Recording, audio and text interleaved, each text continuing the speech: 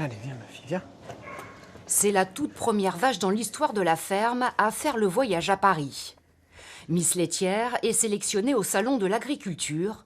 Elle est la fierté de ses éleveurs vosgiens. Ça, c'est une bête qui a 2 ans et demi, qui est née en octobre 2014, qui va en faire une des plus jeunes bêtes du concours. Elle a été sélectionnée parce que déjà, elle a une bonne taille, elle est assez grande. Elle s'appelle J38 des Deux Cours, un nom de robot qui plaît bien à cet éleveur, déjà converti à la boucle d'oreille électronique. Ces 120 vaches sont toutes équipées d'une puce d'identification, un genre de passeport pour la vie qui remplace l'ancien collier. Quantité de lait, durée de la traite, tout est enregistré. Un gain de temps pour l'éleveur. La puce devient aussi une mine d'informations quand on l'associe à d'autres robots connectés. On connaît l'état d'engraissement chaque jour de la vache.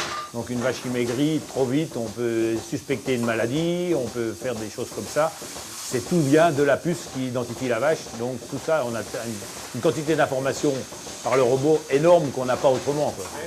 L'identification électronique modernise petit à petit les élevages depuis son introduction en France il y a 6 ans. Investissement par tête, 1,20 €.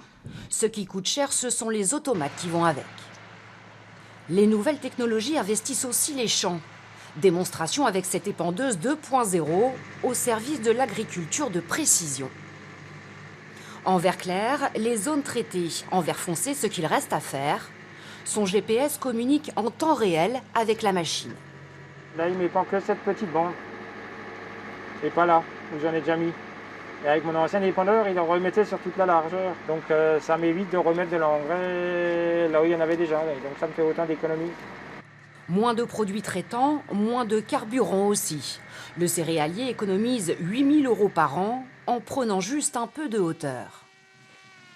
Les belles photos de son champ lui donnent surtout d'autres informations une fois analysées.